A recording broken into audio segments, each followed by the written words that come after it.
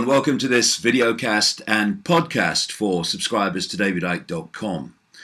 Well, you wouldn't, on the face of it, connect the ludicrous build-up militarily against Russia and the demonization of Russia with what's coming up on Monday, Halloween.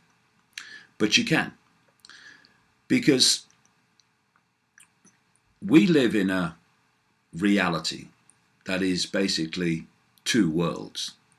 There is the world populated, inhabited by the mass of the people, and then there is the world that is lived by those that are seeking to manipulate, control, and oppress and suppress those people. And those worlds are just not the same. I don't mean that one group is fantastically wealthy compared with the vast overwhelming majority of the rest. That's two worlds in itself. I'm talking about something deeper.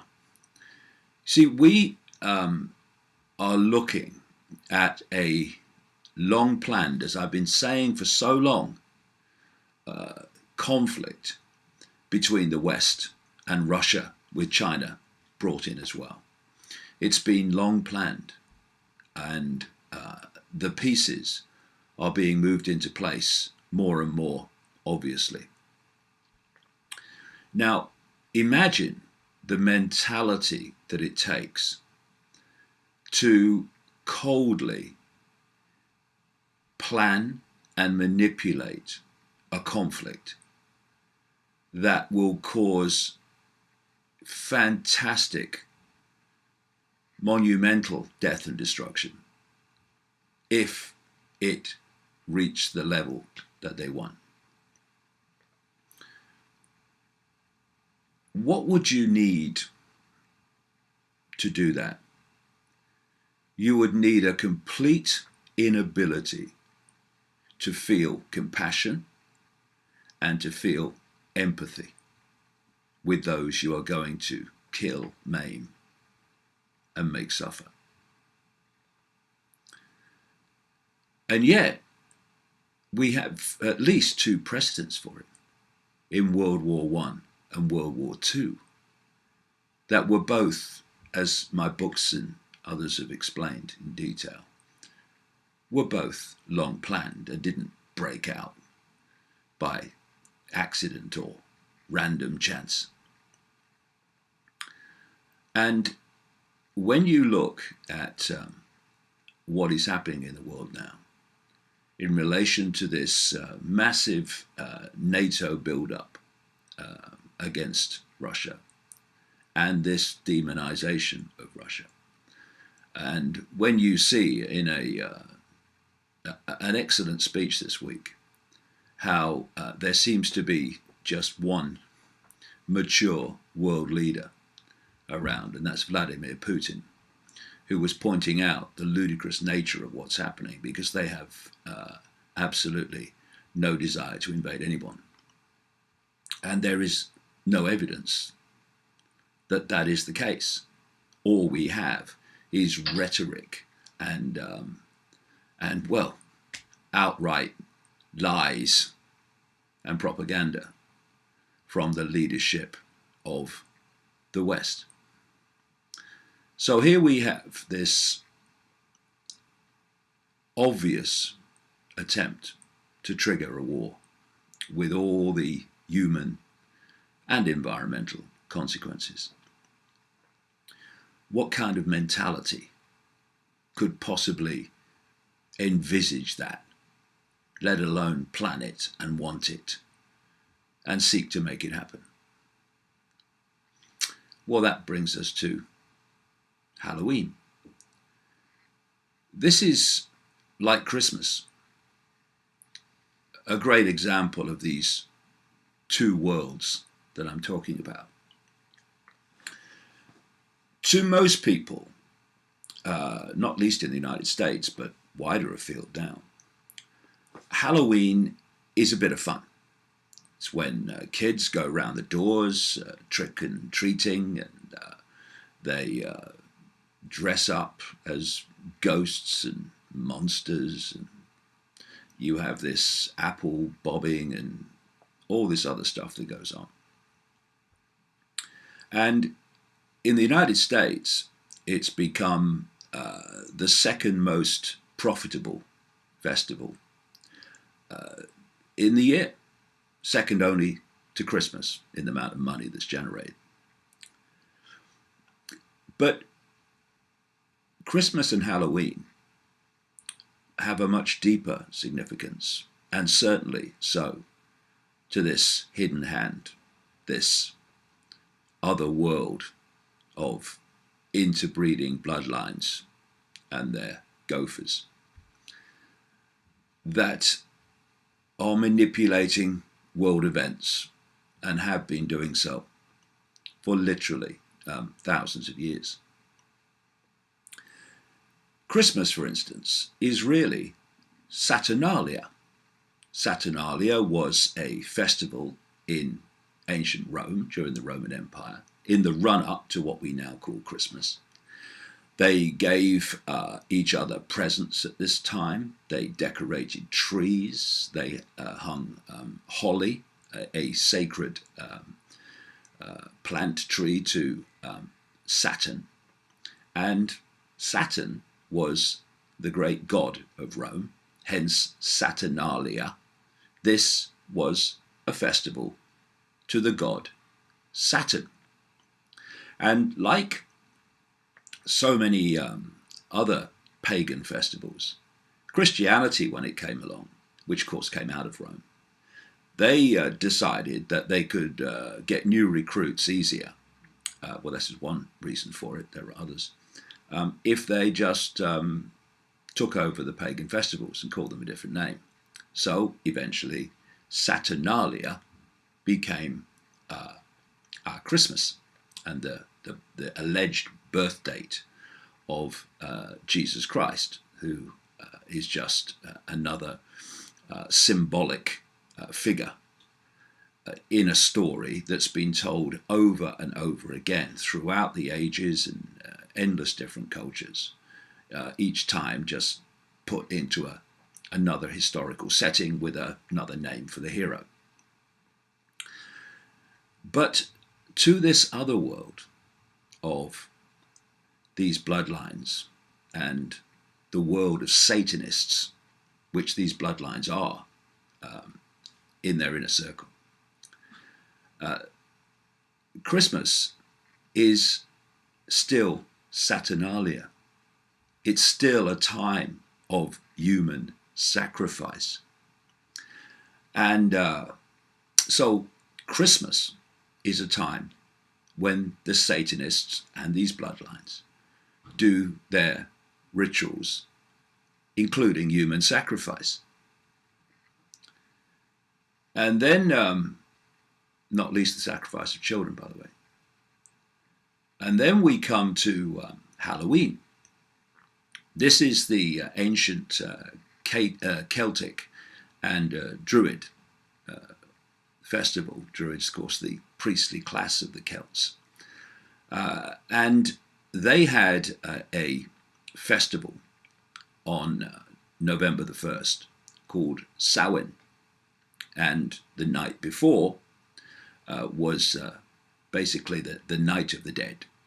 And they engaged once again in human sacrifice on one heck of a scale. And then, of course, Christianity came along. And as with Christmas, it hijacked Samhain and called November the 1st All Saints' Day. And the night before became known as All Hallows. I've seen it some places as All Hallows Eve, which morphed into what we today call Halloween. And Halloween, in the days of the Celts, was a great time of human sacrifice. And of course, humanity reached a point where this was no longer acceptable, that you could not openly do these human sacrifices as part of your culture. But it didn't stop. When it became unacceptable to do it in the open, it went underground and has continued ever since in the networks of Satanism and the elite bloodline families who are actually the force in the end behind Satanism. Satanism, where they worship their unseen, malevolent, demonic, quote, gods. And they sacrifice to these gods. And, you know, we have this theme where the ancients used to sacrifice young virgins to the gods. Young virgins is just code, symbolism for children. And Halloween, while kids around, particularly the Western world, are engaging in trick-or-treating and dressing up as ghosts and monsters, while they're doing that and having their fun in that side of Halloween, in the shadows, phenomenal numbers of children are being sacrificed by these crazies, these psychopaths beyond words. And people might say, well, hold on, where do all the children come from? Well, if you perceive the number of children that go missing in the world every year by the number of missing children stories you see on the news, then you are massively, beyond words, missing the plot. Extraordinary numbers of children go missing worldwide every year, never to be seen again, at least officially. Now, not all of those children end up with the Satanists, but a significant number do. And these are where the sacrifices come from. And so often, a lot of these children are brought up in these cults specifically for sacrifice. And therefore, they operate in their own bubble outside of mainstream society, often with the connivance of those in authority who connect into these satanic networks. And so a lot of children that are sacrificed have never actually been officially registered as existing. They have people in these satanic cults they call breeders, women called breeders who are held in captivity and give birth to children who are then sacrificed, babies that are then sacrificed, sometimes even fetuses that are aborted and then used in sacrifice. I think I mentioned earlier that there are two worlds in our reality. The one that most people perceive to be how things are. But there's another one that is so horrifically different to that, that those in the world of the general population will overwhelmingly say, that's rubbish, that's nonsense, that can't be happening. Because this other world is so dramatically, fundamentally, beyond words different to the world of the scene in general society, that chasm of difference is too much for most people to breach in terms of their perceptions of possibility. And also connected to this whole area of child abuse is this whole paedophilia horror, which has come to light very much in England in recent years, but of course now the lid's been put on that. Oh my, we can't let them know this. Shut it up, shut it up. Because the same networks are involved in the systematic sexual and violent abuse of children. It's all connected to this same network This is why you have so many people in positions of power, politically and otherwise, who are both paedophiles and Satanists. So we have this period now coming up on Monday of Halloween.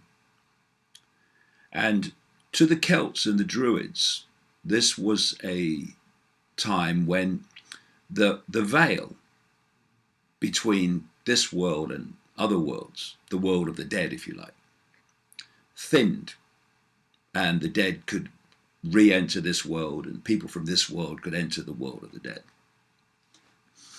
Now, there's another big error that's made in terms of perceptions of how things are. And that is that knowledge can only move forward.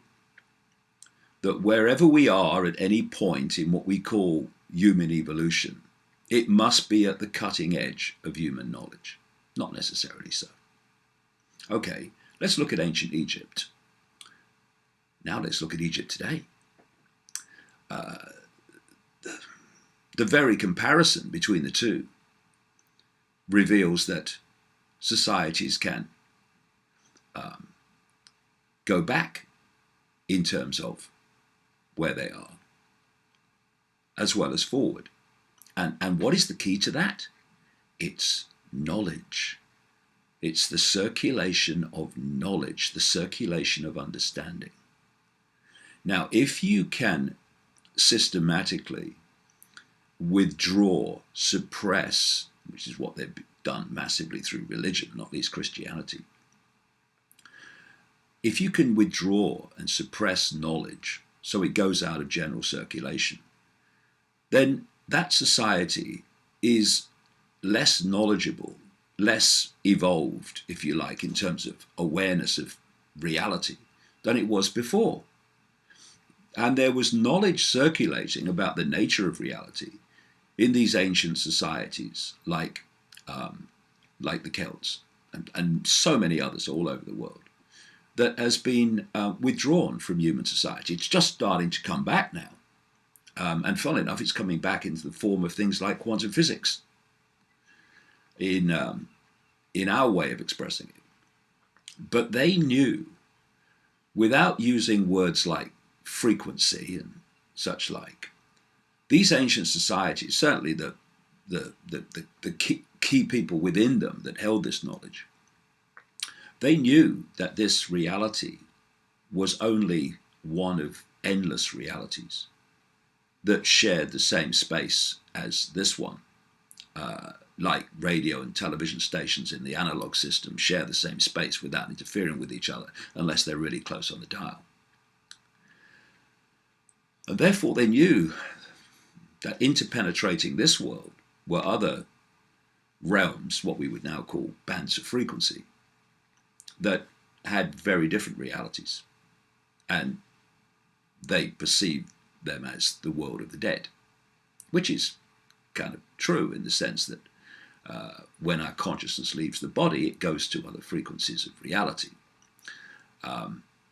The body holds our attention in this frequency band we call visible light in the electromagnetic spectrum.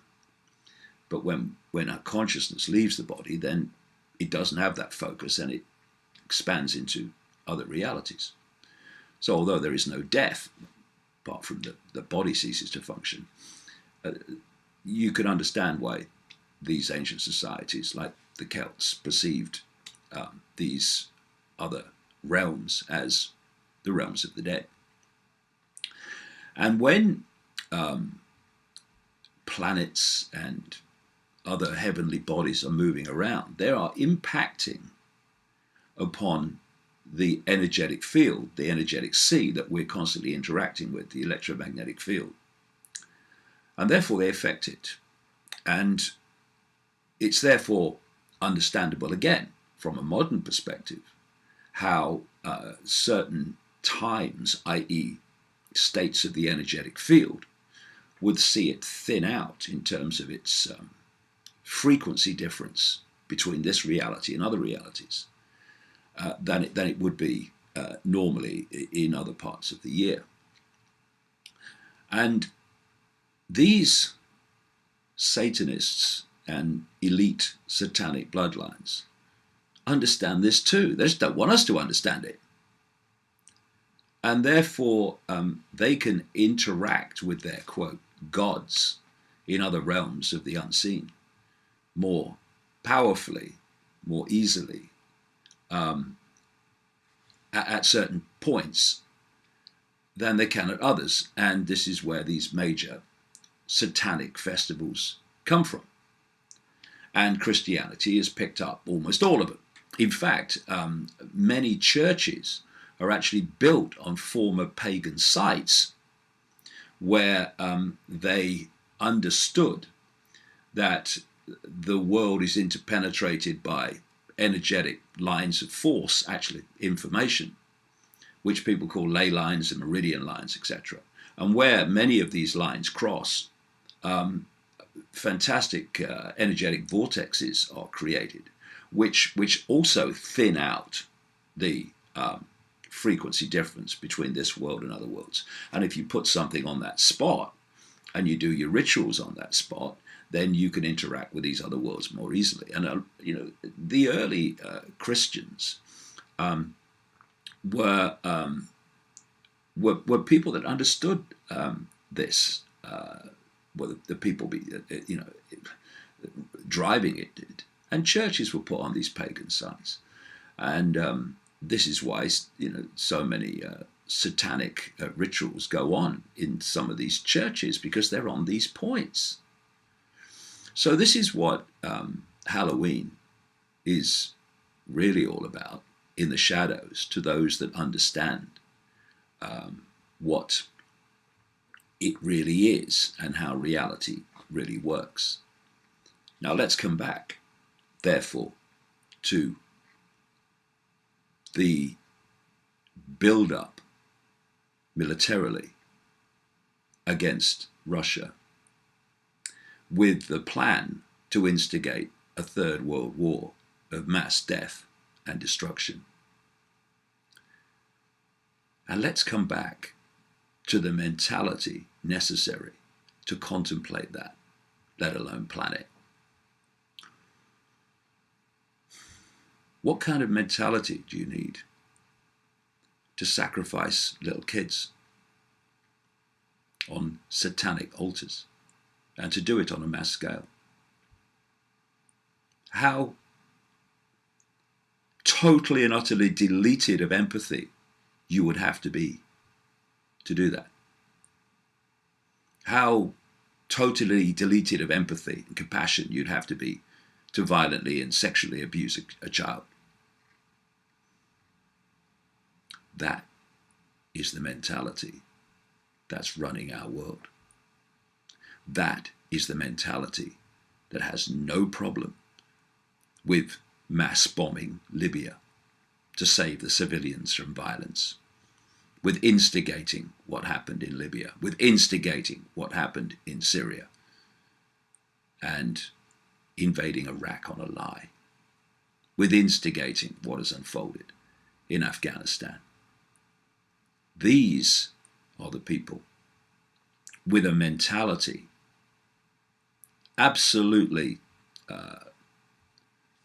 perfectly described by the sacrifices of Halloween and Christmas and Beltane and all these other festivals of sacrifice. This is the mentality that has absolutely no problem whatsoever with mass death and destruction. In fact, it gets off on it. It's what it wants. So, when people say they would never do that, what they mean is this world that they inhabit, in their minds anyway, would never do that.